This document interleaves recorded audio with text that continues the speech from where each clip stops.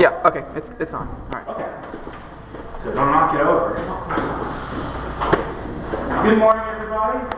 I am Dustin Pickering, founder and co-owner of Transcendent Zero Press. We are a Houston-based poetry publishing unit. This is my assistant. He can introduce himself. I'm Sam Wise. I'm the assistant editor and co-owner of Transcendent Zero Press. We run a magazine called Harbinger Asylum. We also have published a few full-length collections. That's our basic introduction. Today we're going to talk about intent and intensity in literature. The basis of this workshop is to kind of get an understanding of, where you want to take a poem. When you first put a poem down, if you want to be able to perform it, you want it to say something, express something, you want to know exactly what you're going to do with the poem as you're writing it. So, in some ways and in some other ways, you might just want to write whatever flows and work with it from there. So, one of the things that I've discovered as a writer over the years is there is a marked difference between what's called form and what's called content. And form is basically kind of what I just described, what you're seeking to express. And content is, or actually form is the opposite. I started on the wrong end, please apologize for that. Form is actually how you express it. Content is what you're seeking to express, what feelings you want to convey. And that's pretty much in the handout. I'll talk a little bit about that. If you want to give that a look later on, you'll get a better idea from what I'm saying. Another thing is that recently, in the last few years, there's been what's called experimental verse. And part of the general idea of poetry, it seems like, is to kind of a sense of liberation. You're not just like liberating from form and liberating from content is experimental verse. You're dealing with basically, you see a lot of the kind of haphazard, strung together, it doesn't seem like it means anything kind of poetry, it looks like a lot of rubbish. If you read a lot of some of the contemporary stuff, it's kind of like that. It's really just about letting out your emotions flow without any kind of real order. So that's part of the liberation of poetry, which seems to be part of the way poetry runs. It kind of just goes from, we talk about content, we talk about the different forms of poetry. It's basically, you get a structure, it gives you a structure. And there's a nice cool quote at the front of this handout here that kind of gives you an idea of what the meaning of giving a poem structure is. It gives you more emotional release. So what experimental is trying to do is just, you let it all go. You don't try to have a form or a structure, and it's a difference between that and free verse. Free verse is really just trying to, you do have a little bit of a form and content, but the form is a little looser. It's more like, you're not really trying to stick to a traditional form. You have your own inherent form, which is also called organic form. And also the handout talks about organic and mechanical. Mechanical is where you stick to a specific type that's already prescribed. What you might see Shakespearean sonnets or Spenserian sonnets or any number of other types of actually pre-structured verse. And as the quote says, it's pretty much about letting your emotions flow in a different direction. You give it a little bit of a structure, you kind of have more focus on actually what you're saying instead of how you say it, which is very important. But yes, there's various forms of mechanical verse, which is basically how I described it, was that it's a traditional structure. A lot of times they come from some point in history. Somebody develops a form and it kind of takes its own meaning at some point, and it just changes over the years. And one of my favorites is it's actually the Villanelle. Sylvia Plath wrote Villanelles. She wrote Love Song for the Mad Girl. I have an example of a Villanelle, which is a Dylan Thomas Villanelle. It's one of the most famous amongst modern verse. It's a very interesting form, and I kind of described it in the handout, so I don't really need to go through too much detail. But one of the things that it really seeks to do is it kind of is an obsessive form. It repeats itself a lot. It has similar line structures, and it's basically just one of the many types And I chose to focus on that because right now these are very popular. Villanelles are popular, and now Pantoums is another form, which is on the next page of the handout. Pantoums are a lot like Villanelles in that same sense. And basically, you're dealing with you can use puns and, different sentence arrangements, punctuation changes, things like that. And it's sort of, if you see the example, it's very much rooted in the same kind of thing as the villanelle. It's trying to express the same sort of obsessive kind of, schizophrenia maybe type of emotion, which is one of the reasons it's so popular with poets, is because not only does it stick with a traditional form and give a little bit of a structure, it's also very loose and you can play with it and have fun too. So it gives you the sense of being a little bit of iconoclastic and also a little bit more traditional, which is one thing that poets love. Obviously we're people who try to bridge the new and the old. We have this thing in our head about trying to pull different types of the past and the present, and maybe say a little bit about the future. That's one of the things poets love to do. They love to be innovative while sticking to the old styles too. So this is one way you can do that, is through form and traditional forms. And just to quickly finish off my segment of this first half before I get to let ZM talk about what he needs to talk about. The term organic form actually comes from Coleridge, who during his time when he was as a poet, Shakespeare was kind of under attack. Of all things, you want to attack Shakespeare. People didn't think it was very structured. So they developed what's called organic form. It's a theory, and kind of his own theory. He said it emerged from the intuition of the poet. He didn't follow a specific pattern at all times in his plays and his poems. He really just kind of, and especially in the plays, he didn't really follow much of that type of structure. That's what Coleridge referred to as organic form. And then there's another poet that's 21st century era, his name is, or her name is Denise Lieberthal, and she referred back to that form. And if you read her poetry, it's very loose and kind of has the organic form. And really the whole point is, it's almost like you look at a blueprint, but it's emerging from your own tradition or your own mentation and your intuition. Before you just kind of follow your own patterns of your own soul and deal with that instead of trying to set down an actual rhythm or rhyme scheme that's actually prescribed to you by maybe a creative writing professor or something. So you have a little more freedom, but you can still be structured and express the feelings and sentiments you wish to convey. Yeah, I have some more, I think, over here. Just dig around in there. And I'm going to turn this section into for ZM Wise and let him talk about what he needs to say. Good morning, everyone. Thank you, Dustin, for that wonderful introduction. I'm going to be speaking about the spoken side of poetry, pretty much a written versus spoken perspective. As with a lot of forms of poetry, a lot of them started back in the ancient Greek times.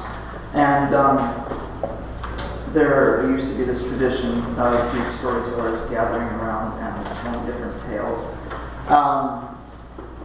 Something that Allen Ginsberg brought up, this term that was called composed on the tongue, and that was actually based on the oral tradition. He was speaking to someone in 1979. He was saying to Ginsberg, why do you always use paper? I mean, don't you trust your own mind? A lot of, especially back then, a lot of them would automatically just stand up and recite what was going on in their mind, just on the spot.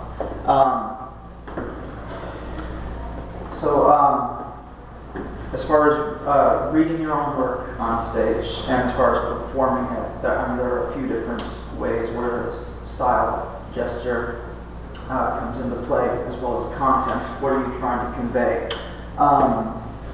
And when you're reading your work, if you've ever heard some of the audio recordings from poets from way back then, they would either have this sort of strong sense in their voice, this strong, I can't exactly describe it, but it's this, that you can tell that they're reading a piece. And some of them would just read it as if you were reading a paragraph in a high school class. And then there are some, especially Ginsberg, when he started putting the certain oomph into performing them, giving the words a little more power. Of course, it depends. In 1969 on the PBS show, the Doors were interviewed, and the interviewer asked, what is the difference between a rock lyric and a poem? And Ray Manzarek, the keyboardist, he said that to him, there really is no difference. He could read a page of one of Jim Morrison's books, and he's seen him pretty much perform the same thing on stage. And something interesting, he said, some poems read better than they speak, but spoken poetry is very effective in that sense. As I said before, with style and gesture, my good buddy Dustin here, when he said sometimes when I read my work, I would use unnecessary hand gestures that wouldn't even need to be there in the first place. So, can't help it, but I'm not calling the EMS or anything, trying to, you don't have to do all that. But it's very critical, and when I read a piece, it'll appear a little later on. I've definitely been working on some of the more important hand gestures. You don't need to use your hands for everything. If you can convey enough power with just what's coming out of your mouth, and which are pretty much just extensions coming out of your mind. The words really don't write themselves, And then I believe, all right, I'm going to let Dustin go into his next section then. Thank you, Zian. I hope you guys are enjoying this, kind of getting something out of this. If you're not, just yell at us and we'll stop. After. Judge us later, not now. Yeah. This is only our second time doing this. We're just trying to kind of, teach a little bit of what we've learned over the years, and we're enjoying this. I hope you also are enjoying this. If you want it to be more interactive, get up and shout, do some gestures like you were just talking about. It'll be a good lesson, And I want to go back to the villanelle. One of the key things about the villanelle that I found interesting is that it started off as, if you'll see here, let's see if I can find where I talk about this. It's very strange. It started off as just folk songs sung by farmers, farmhands. People have to entertain themselves. We still have to entertain ourselves while we're working, while we're doing the dishes. People sing in the shower. We have to have something to give our lives meaning and structure. And what better way to do that than just simply vocalize what we're feeling. And so it started off as these folk songs that they would sing, and eventually, it came into a kind of a pastoral themed poetry. And as it developed, it started to also develop specific line patterns, and it had a very bizarre history of how it actually developed as a poem, as a poetic structure. And my point being, nothing is fixed in form. What meant 300 years ago what a villanelle was, now you probably wouldn't see it. You probably see the remarkable difference between the two types. But the one thing that it has always been is it's very basic. Pretty much. It's a lasting structure of poetry, and it really is a very bizarre way of expressing something that's unique to poetry. Is the way you can bring kind of a song, sort of a song-like sound through the sounds of language. The different internal rhyme and alliteration. You can make words that don't have actual sounds. When you're reading them, they become sounds. That's what language is all about. Is when you're making sounds, that they have their own meaning. And that's one thing I love about poetry is it has a very subjective value. You can always look at it. I'll read, this poem by Dylan Thomas, for instance. I'll read that, and the next guy will read it, and it totally means something different to somebody else. And you take it out of its history, and you get a better idea of what it means because it was actually written about the poet's father as he was passing away. So what it really is supposed to convey, but it has very mystical connotations. You can pretty much draw from anything you want out of it.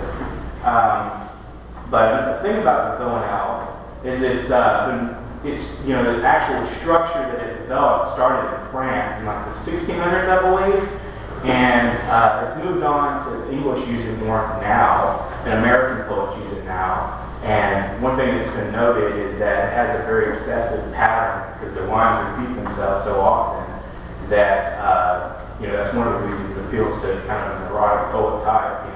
We're a little bit unstable sometimes, I guess, and our thinking is very brooding-like, and I guess that kind of structure will be very powerful for a poet who wants to kind of put a lot of power in a specific phrase or something, and you just kind of go at it and just hit it, over and over a few times, and kind of cycles.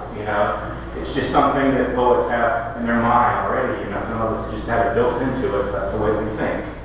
So, if you take a look at this poem and this description of the villanelle, it basically just tells you what I told you.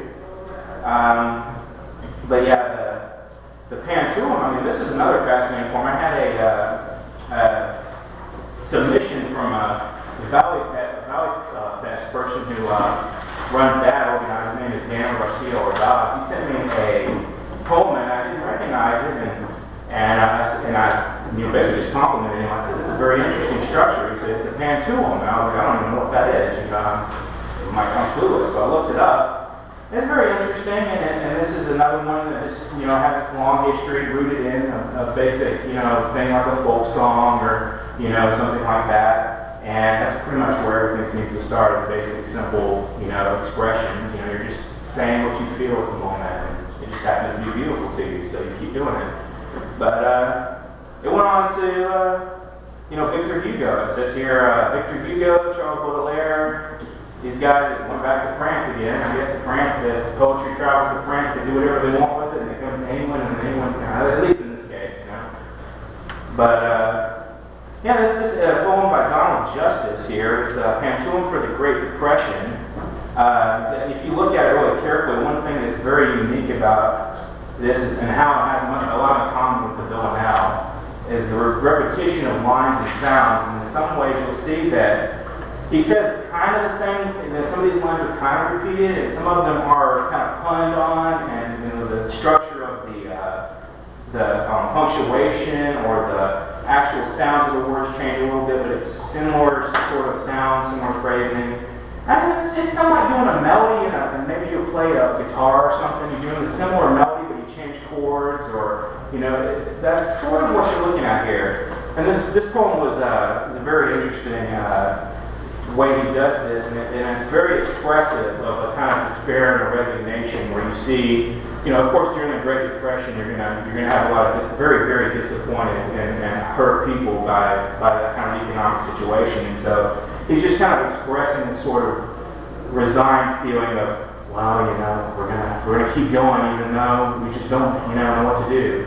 So that's part of the reason you choose your form, and when you have your content. You want to choose something that really has sort of a meaning, actual correlated to the form and content. You want to bring them together in some way. And in this case, he chose the pantoum because of what I just described as kind of expresses the exact feeling of the Great Depression, which is resignation, disappointment. Maybe you feel like your leaders betrayed you, you don't know what's going on, whatever it is, it kind of expressed in this. Let me see here, I've got my notes. Like I said, we're kind of amateurs. We're doing this the second time. We have to keep our notes structured here. So, and as I'm going from the Great Depression poem here, one thing I would like to discuss here is also the nature of the poet's role in history. The poet is a communicator. Obviously, any form of art is a communication. You're trying to tell your audience something. So, what are you trying to tell your audience, and what subject matter are you dealing with? Are you trying to convey to them that your own personal emotions about a life situation, or are you trying to address something broader, like you're angry because of maybe your own government shot some people and they didn't deserve it or something. Maybe you want to address social issues. That's one thing that's very popular nowadays is the poet as an activist, and poets have always served as historians. I mean, you look at John Milton, for instance, he's got a lot of history in Paradise Lost, and a lot of his poems are social issues, and something we've always dealt with is a sense of injustice, and I think that makes us smarter than most people. Just my opinion. But as I top this off here, this second part of my side of the lecture, I'd like to just say that's just part of the challenge of being a poet. We got a lot on our minds already, and of course we choose to be writers. It's our choice, and in some ways it's not. We have a drive or something in us that wants to write. You have the role of when you're writing a poem, the first thing you want to do is, like I said, understand yourself. One of the main things about being a poet is you really have to have a knowledge of your own inner workings in some ways. Because that will tell you probably more about human nature and people in general than anything else. I can say that as an experienced introvert over the years. Just knowing yourself is a good start, at least. And when you're looking at other people, you're really just kind of examining them in your own lens. Your eye sees one thing, his eye might see something else. You don't really know, but you are understanding the depth that can be there. And so when you're writing a poem, you kind of have an idea of where you want to take it. So that's the poet's challenge and in all cases, if you have something specific in mind you want to express, I don't know, you're watching the news and you see something that that upsets you, and you just want to say, maybe it's not even to anybody particularly, maybe you just want to express that feeling that, there's a social injustice here that no one seems to notice. And then you feel moved to write a poem. So your challenge is, like I said, form and content. You have to decide what you're going to say and how you're going to say it, and what structure you're going to take. And you don't always necessarily deliberately choose that. You don't sit down and think about it for 20 minutes or whatever. Maybe it just pops out. But some way it does help to have a kind of rough idea. Maybe you can jot a few ideas down before you start writing, or maybe you can just do some stream of consciousness before you act. And so that'll help you determine a little bit more about what you're actually going to write when you actually put down the poem as a form of literature. I had a teacher in high school that every class she introduced herself and then she would say, take out your notebooks and just write whatever comes to mind. And that would be very creative, and they call it stream of consciousness. So sometimes you have an idea what you're going to write, just start writing stuff out and get some ideas. And it's always good to know different types of form, because that's one of the things that that we work with. You can't be you can't be a multi-instrumentalist unless you know what chords you're using or what direction what kind of instruments you want to work with. If you're a guitarist, it's not good to not know what the E chord or the C chord is, or whatever else. And you don't have to know everything. I'm not saying go out and memorize every form and every type of pattern out there. Just a good idea to have a general idea. It's a very positive thing too, because it'll enrich your own confidence in what you're creating. So that's basically going to conclude my side of this. And now, do you want to read? You know what? Yeah, I can read, but I'll let you do your thing, and then we'll come back around. So, Okay. All right. Thanks. I was actually very moved by that. I hope you're not moved too far. You have to stay right there, And that's one thing, also when you're performing, you probably want to just do as much as you can to be sturdy, You want to be like an oak tree, but not, you can move around, but it depends on if you're doing roles, If you're playing a role, like you're being a soldier over here and a president over here, that's just a performance note. Thank you. All right. Except your side, if you don't know anything. Really? I pick on him constantly, he's my inferior. That's really nice. You wonder why I have an inferiority complex. Alright. Now, a show of hands here. Who knows what enjambment is in poetry? Alright, very good. For those of you who don't, enjambment is during a poem when, if you are going to complete a sentence, a certain word drops down to the next line.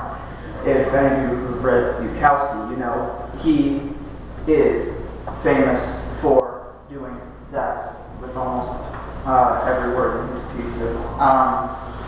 In some cases it can be effective, in some it's just not necessary. There are some pieces where the line, the entire sentence is just on one line, and so on and so forth.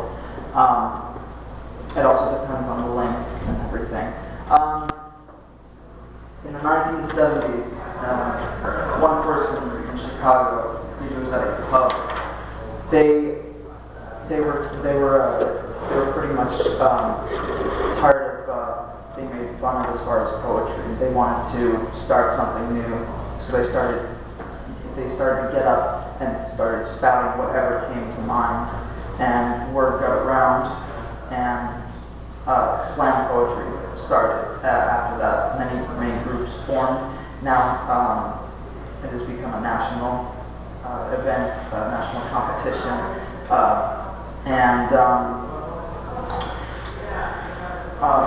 in many cases, in slam poetry, the piece is either memorized, and it's barely ever read, and it's more theatrical for sure. And in many cases, it can be about the performance rather than the actual words being conveyed. Although some are quite powerful. If you've ever seen TED Talks, and this certain poet, I believe her name was Sarah Kay, and one of the pieces she did, and but it's very effective in a way. It's in their own way, they're trying to spread a certain message with the piece, you know. Whereas, any sort of written poem, if it's read in a certain way, it can give off a certain meaning, or it can give off another.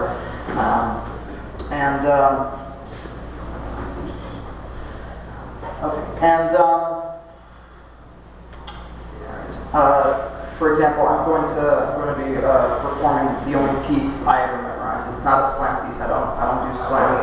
I'm more of a traditionalist, but this is the only piece I memorized. It came because this one was composed on the tongue. I still wanted to write it down, but all the words came inside my head. It was based on a certain event at a karaoke bar, because that's how much of a winner I am.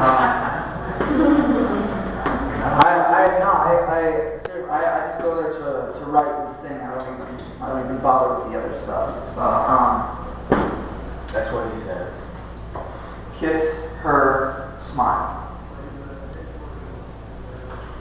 Dismal drive through a Saturday fog. Empty orchestra with camaraderie and familiar surroundings. Laughing amongst the juvenile smoke, we reminisce about the days of employment and feeling valued. We were each someone in this today world. Hold all shatter. What celestial slice of heaven climbs on this stage in front of inebriated, objectifying swine? What voice of an angel started singing the contemporary choice of melody? Nothing that I have ever heard. Jackson Brown's coaxing words told me to face my fears and speak to her tonight. She is an eclectic delight, shows genuine interest. I will know her soon enough. The chance is won. The time is now. Her truth lies in the depths of conversation. Her intention is sincere. With one solitary wish to kiss her smile, I bribe the hand of ordained faith and away into the next morning. That was that piece. And my good buddy Dustin is going to read one of his pieces from the Harbinger Style Anthology. Yes, this is a little bit formal. I don't know if I understood the form. I read a little bit about it. It's called Alexandrine, and it goes all the way. It's kind of a Persian thing. It's I believe Rumi and some of those guys used to use Alexandrine. I'm not sure who it was, but there was a few that have done that. This is called Greenish Dream.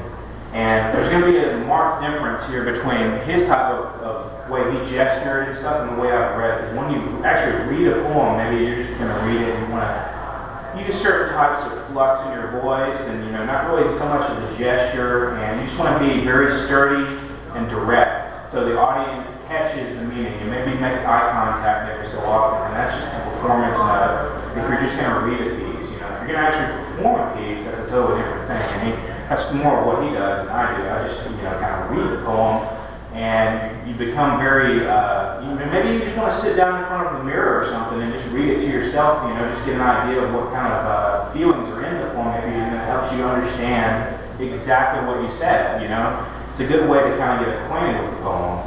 Like a best friend or something, you know, you sit down and talk with it. This is called Greenish Stream. Once in the greenish stream, I seemed to have a friend, but he left me in debt to worlds I could forget. His tone was like a string, vibrating on iron wings. His verb I once did sing, as music in a dream. When his light left the globe, the promise I composed was forgotten by him, whom I could not forgive. The night crawled in my ear, leaving dread and cold fear, and deeper do I clutch, memory is my crutch. My mind cannot receive the blessings of a dream. His face is burned in me like deadly poverty. Condemn his ways to see my own delightful beams. Reluctance is not green, it only seems to dream. Thank you.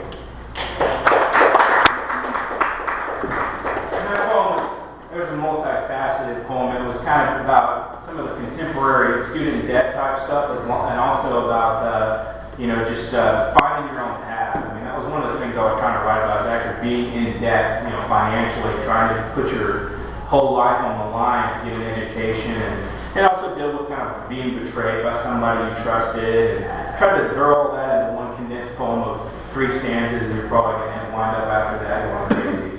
I wouldn't try that. I wouldn't recommend it.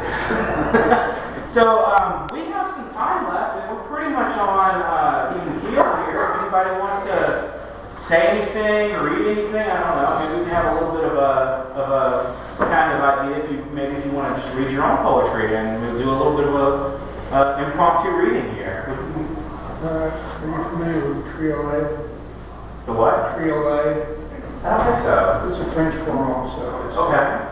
8 lines, iambic pentameter. The first and second lines repeat as the 7th and 8th, and also the first line repeats as the 4th. It's very interesting. This one right here? Oh, yes. Okay. I think I've seen this word, but I don't know the form. Very interesting. Would you like to read it, or sure?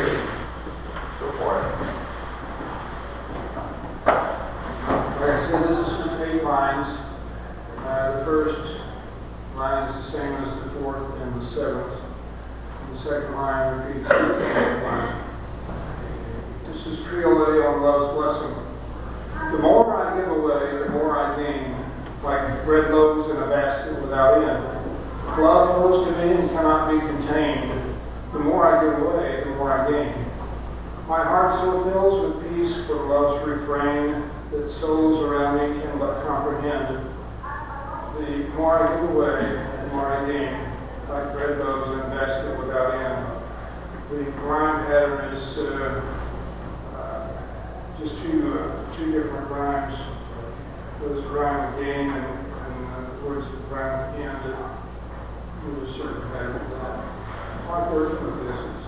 It's a structure that is short. Thank you. I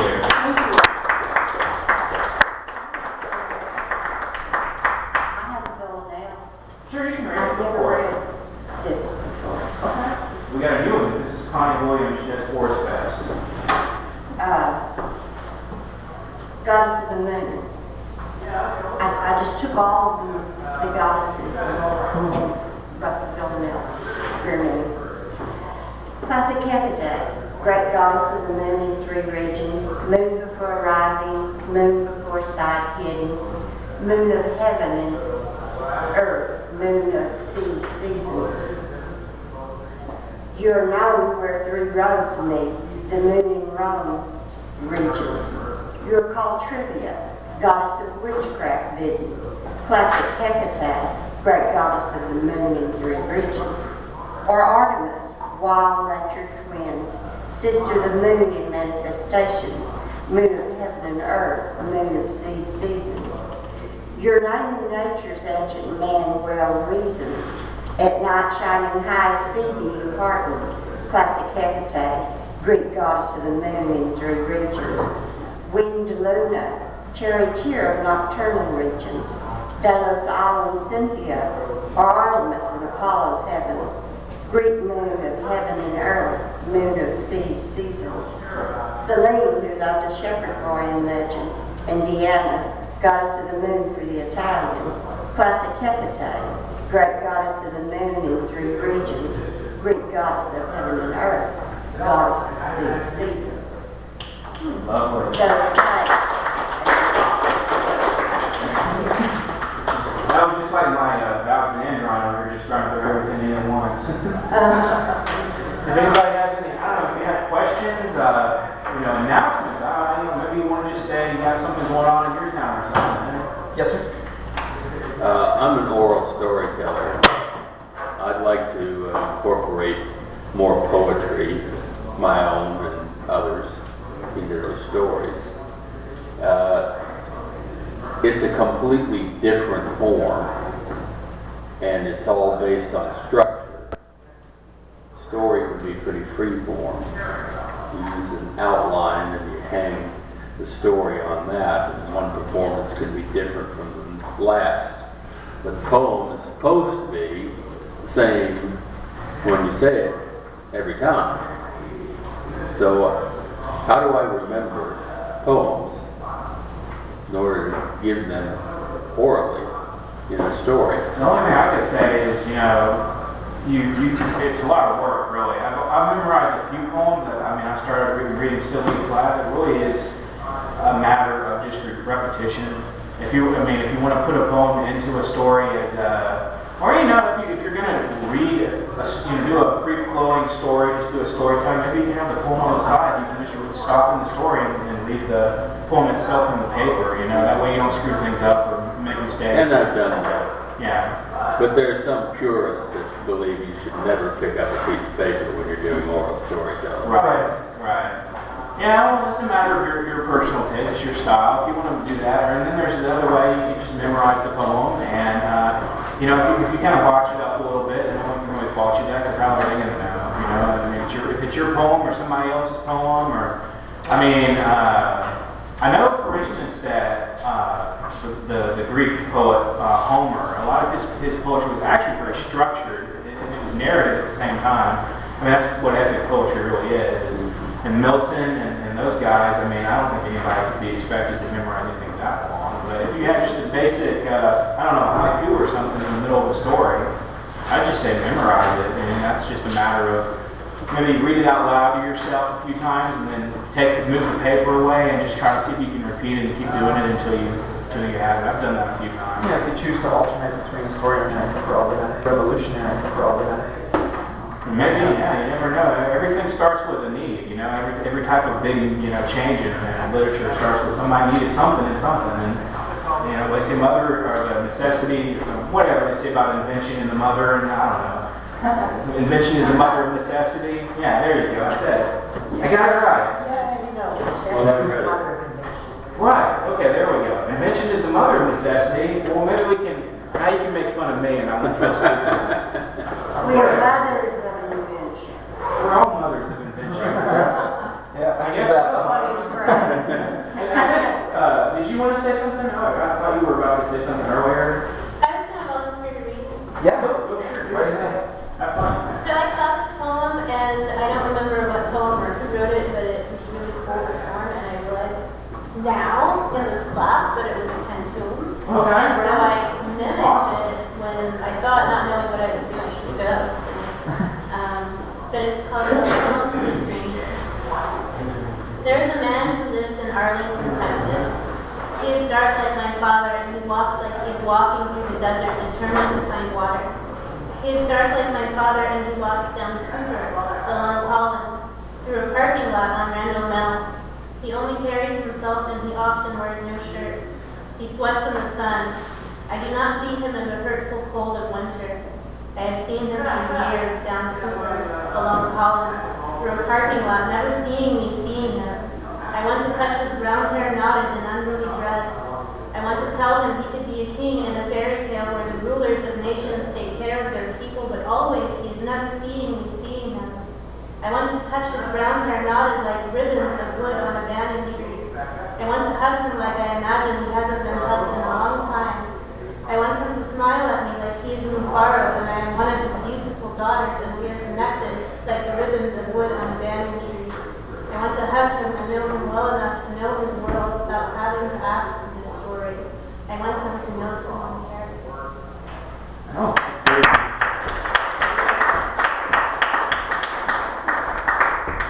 Some of you guys in the back there, you guys look like you're lost and lonely or something. I don't know. You guys gotta say something back there, right? I don't know. Whatever you want to say, feel free. Just get up and shout. I don't know. But yeah, we've been doing Transcend Zero Press. I actually began that with a friend of mine named Ian Moss. He's only a political columnist right now. We started Harbinger Asylum, and it was really just a project we didn't expect to go much of anywhere. I just said, let's start a poetry magazine. He's like, why?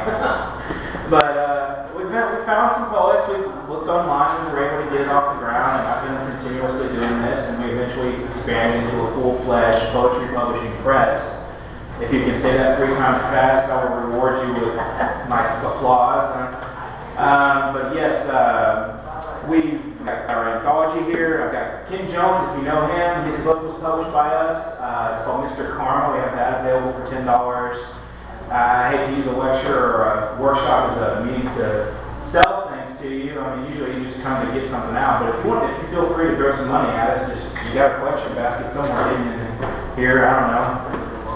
But yeah, we've got a few things over here for sale. We need to make a trade with you. You have extra spare of your books, or well, feel free to trade. I love to read poetry and interact with the poet in their mind. And we got some more time. I mean, we can just stand around and look at each other if we want to, I guess. Yes. Well, I was just thinking about what you were saying about how I could mess up a poem and nobody would know it while I was telling the story, because I read a poem, and I can't remember the poet right now, but basically the entire poem consists of the same first 4 lines of Dante's Inferno by dozens and dozens of different translators. Wow. Just repeated over and over again. Midway through my life's journey. That may be the name of it. That's John, I think it's Ciardi or Sicardi or whatever his name is. That could be it. I don't remember. I read it in ModPo. In case anybody doesn't know about ModPo, that's a MOOC on Coursera. It's from University of Pennsylvania, and it's great. And it's coming again in September. Okay. Look it up on Coursera. Okay. It's very unique. Yes. I don't want to throw at you. Don't throw it. I mean, it might hit you in the head. And it's gonna hurt. That would probably not leave a few bruises. Go for it. Go ahead. Time alone inside myself, I discover myself. The will to live, the strength to carry on. The hope that comes with every new dawn. Inside of myself, discovering myself. The conversation never ends. Discovering new friends, never to be alone. Inside myself, discovering myself. I accompany myself. Very nice. And this is the woman I rode up here with, and her name is Lynn Carden. Those guys in the back there were our official entourage drivers. Yeah. Anybody else? I mean, if you have a reading in your town or anything you want to say. All right, Birdman, yeah. For those who don't know me, I'm Birdman 313. I have 4 books published, 3 chapbooks, which 2 of them was published by Dustin. And I guess I'll read a poem.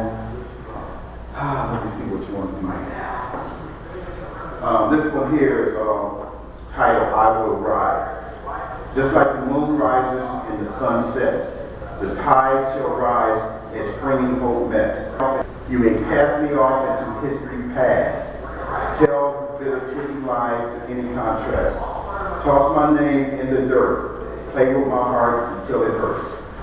Then I still rise up like dust, not knowing who to trust. Shoot me with your words, tell me lies I already heard. Cut me with your eyes, tears can't be denied. No matter how hard I try, you try to kill me with your hatefulness. Smile and tell lies of unhappiness. Then I still rise up like air. Life just isn't fair. Shoot me with your looks, slam me with your hooks.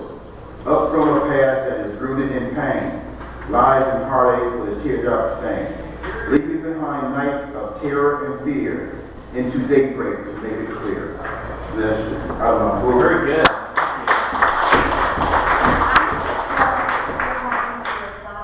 It's a beautiful anthology. It is so pleasing to the touch. It's We went from a kind of printing them ourselves to doing create space, so we've done a different format. Yeah, you know, you guys you're welcome to come on look. I was also going to say, is that the first one? that's the original anthology. That's the one that we just did this past year, early in February, I believe, like last year. Last year, that Abby's in there. Yeah, no, she was in the, I think it was one of our issues. It was one of the issues? Yeah, it was like, thank you very much. Then I haven't looked at this. That's I'm our sure anthology it's from the same 2010 as well. Yeah, it's very good. And a lot of those poets are from Houston, because, you know, we did mostly from Houston scene. You want to say something? Oh, I was just going to say that if anyone lives near Dallas, Fort Worth, there's going to be a production of Vagina Monologues on April 27th, and I'll be in that. And then if you live in Austin, in September, there's the Austin Feminist Poetry Festival, and I'll be featured in that, and that's September 12th and 13th. And also hi, book club.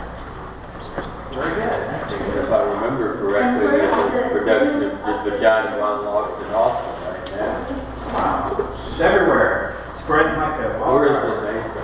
That is all the way towards northwest, I believe. Near Lubbock. Yeah, it's near Lubbock. Yeah, Lubbock. it's pretty far Near distance the from here. Big Spring area. It's probably an 8-hour drive. I know it was long for us. It's 6.5 for me. Okay. We got very you close. wanted to say something? I'd like to read a poem, but it's going to be in the Rio, and I'm going to need to read it out loud. Oh, There's okay. I think there's some opportunity for gestures in it. Okay. okay. Okay. Perfect. Let's give it a shot. Yeah. Try it out. The name of the poem is Personajes. I get retail. It's written for Juan Miro. We had a prompt in class to write about an art object, and he's a Spanish sculptor. So what I'm doing in the poem is describing these sculptures and how they've resonated with me, through the years. And they're in the Reina Sofia Museum in Madrid. Walking through the Reina Sofia, I happened on a room of small bronze figures, standing in a long row at attention, with disproportionate body parts. These images have existed inside of me for years.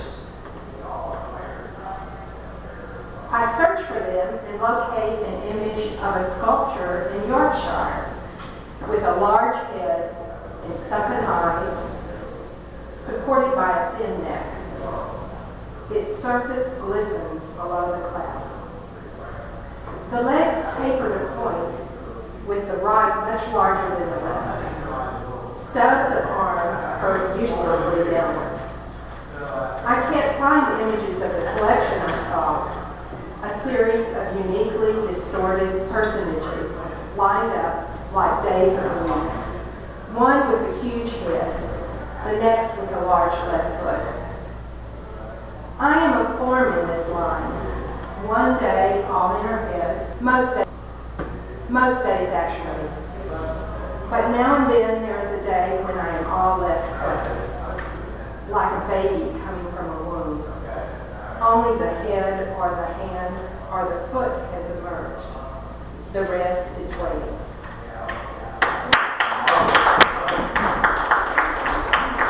Let me ask you something. Do you happen to write any ekphrastic pieces at all? Only in class I have been asked to do that. Yeah. And How was that experience for you? Like, how I did you like loved it? it. Right? It does take a lot of courage to get in front of a lot of people, and if you're not, especially if you're not accustomed to it. I know a lot of poets who just, they won't even read for an open mic of 3 people. And they're like, I love to write, but I'm not going to read. I'm like, That's why I wanted to say. Well, I wanted to apologize for the shades. The last thing I wanted to do is be rude. It's just part of the persona. But that's actually the reason why I started wearing them in the first place. I got so nervous, all these eyes on me, but then afterwards I just kind of became accustomed to it and it just became a part of me. I really don't care anymore. It's just a part of me now. Especially if you have a nervous disorder of some kind, getting up in front of a crowd may not be advised. Just kidding. When I would first get up, first time I actually met him was at a Barnes and Noble's reading. Not that many people there, and I couldn't even read the piece without doing that. Right, and for me, I think I just have because I was bullied so much in school, I developed a kind of tough shell. Even when I'm shaking inside, I can stand very strong, and I guess that's part of, your experiences teach you what you're going to do in life or something. I don't know what the purpose of being bullied is, but maybe that's one thing I turned into my advantage. Even when I'm very nervous and maybe I just, want to break down and cry, I don't, because, it's just there. That's part of the reason when I first read it, I had the confidence to say what I wanted to say and then read it, even though I was internally, I was like, I'm going to fall apart, what's going to happen? But yeah, when I read at the Barnes and Noble, he read it out, and that's where I made the first announcement that I was looking for poets for Harbinger as a Barnes and Noble in Clear Lake, and it was just one of those things where you're, the first time you're reading, you're also making an announcement that may or may not be welcome there, and I met some poets there and become good friends with a lot of people through that. That's a good thing to do, is go to a lot of the local readings, get accustomed to the crowd you're hanging out with, and you can learn a lot from them. The writing groups, anybody that where poetry is, go there. And just get to know the people, especially if you find people that are willing to work with you, that have done this for so many years, and then give you advice on just anything. Critique groups, there's plenty of those out. If you come from a small city, you're very unfortunate if there's nothing like that around, Make it. Start one. Go to the local college and ask for poets. I'll advise a few people to do stuff like that. Make your own group. Exactly. It's a very good thing. That's right. That's what I'm... we've some colleges and some places, they just, they're not really, they've never had it. His college where he's at right now, they never had a group like that.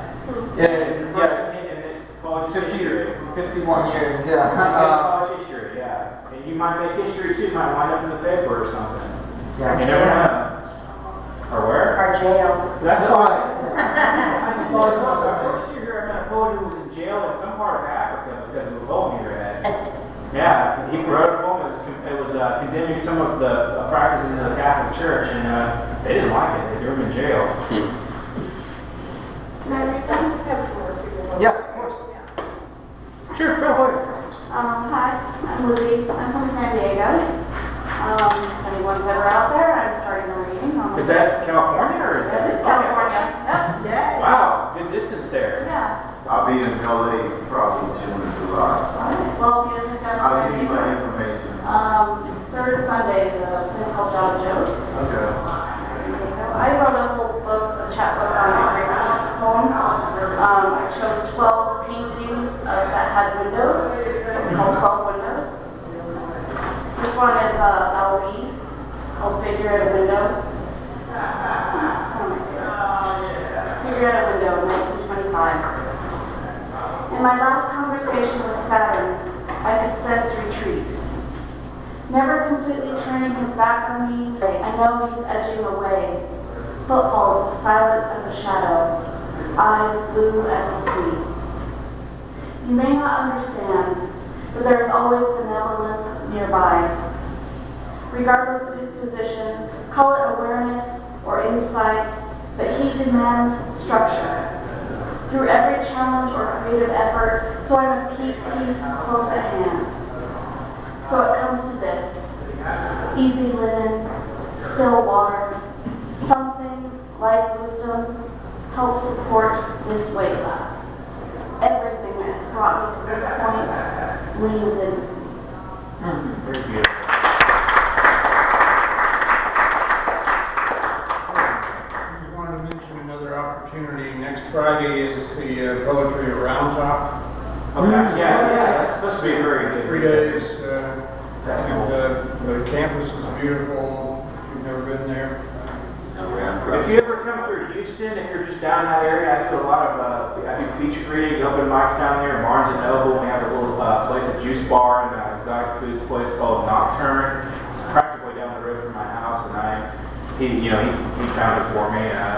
We basically connected with them, and if you happen to be in the area, actually the day after the festival, this festival's over Monday, we have a Pulitzer Prize nominee and daughter of Willis Barnstone, who's a translator, very well-respected translator. She's coming out to Nocturne. Her name is Leafy Barnstone. You look her up on Facebook or find her on the Google or whatever, just some network or something. She's a very good poet, and like I said, her father's translated St. John of the Cross, and the book was published by New Directions, paperback, and he's done a lot of translation of Spanish poetry. She's translated Greek poetry. She lived in Greece for a while. I wish I could do that. Then again, I'm not a Columbia professor either, so I can't really do much of anything. Still do it. Mr. Leonard Cohen. I am not Leonard Cohen. Yes. I got one. 5 years ago, I discovered the Lamp poem. Lamp poems are always written, and not always, but usually written in a free-verse, prose style. Okay, and as the name implies, it's a rant against, something that you feel strongly about. There is a mild language a little bit further down. We don't have any children here, so. I was in the local Sears the other day looking for the men's room. I found the ladies' room down by customer service and assumed the men's room would be close by. But to my increasing agitation, I found it was nowhere to be found. I asked an associate, fancy word for employee, where I might find the men's room, and he said with, I imagine this, a little smirk, upstairs by tools. As I walked away, I wondered, why would they put the ladies' room down here and the men's room up by tools? Tools, I should have guessed. Because everybody knows that when a man, a real man, he wants to pee with manly tools all around. Another case of testosterone overload. Like the guy who drives that big four-wheel drive pickup, the one with the 127-inch tires and 98-inch lifters, 5 speed over and under every which way, driving over and under and every other which way, head cam 357 Magnum superpowered diesel engine, capable of towing everything and anything over any kind of terrain, but he only uses it to take up 1.5 lanes of I-35 during rush hour. But man, does he look macho behind the wheel of that behemoth. Yeah, he's a real man, a manly man. Or is it another case of testosterone overload? A case of penis overcompensation. Yeah, I might have a small dick, but I've got a big truck. And then there's a commercial where it's implied that unless you wear denim jeans, you're not a real man. A manly man like Marlon Brando or Carlos Santana or the Ramones. It should be noted that Marlon Brando wore a Japanese kimono during the final years of his life, and Carlos Santana has a lady's shoe line in his name. Now, I have nothing against these men, but I think the implication that genes make the man is a little bit funny and more than a little bit sad, because some folks will fall for it. Another case of testosterone overload. So the next time you see a group of manly men gathered on the sidewalk shouting catcalls at the women passing by, trying desperately to outman each other, or the hearty, gut-busting laughter of manly men bellied up to a bar, meaty fists holding bottles of beer, not ales, mind you, but beer, trying desperately to outlie each other, or the argument that it's not sport as is football, basketball, or beer party, don't take it seriously. It's simply another case of testosterone. Several different ways. You could call it Texas, you could call it manhood, I don't know. But yeah, there's a poet that does similar types of rants, and his name is Bob Hickok. I don't know if you've ever heard of him. You might check him out. He has a book called Animal Soul that's full of stuff like that. And they're very funny usually. He has a good sense of humor. I like his poetry. You know, if the show Car Talk was still on the air, they probably would have loved that on their show. Car Talk's still on. No, it's not. It's all reruns? There's gonna be about 8 years of reruns. Oh, wow. Yeah. Too bad. 4 Yeah. years. What is this, Cheers? They're, or well, something they're, like that? been around since like 80s. Right. Man, I can't really put anything original on that. It looks like we were pretty close to going a little bit overtime here. I don't think there's a problem with that, but looks like we're probably gonna have to wrap things up a little bit, and we just want to leave with a short last couple of words. Yes. Before we... Yeah, totally. I should go ahead.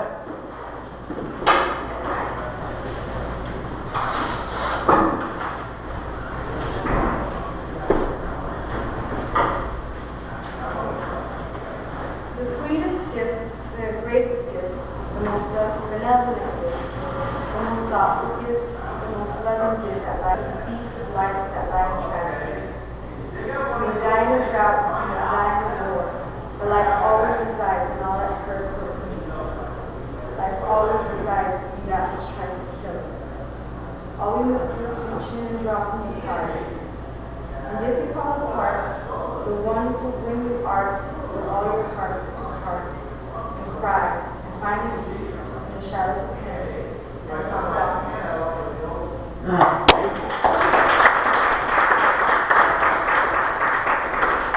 Regardless of where you are in your craft, just keep doing it. Never give up, never stop. Just write your heart out. It's the most beautiful thing in the world. It leaves a document for other people. And even if you just share it with friends and family, and maybe readers in another tea group or something, it's a wonderful feeling.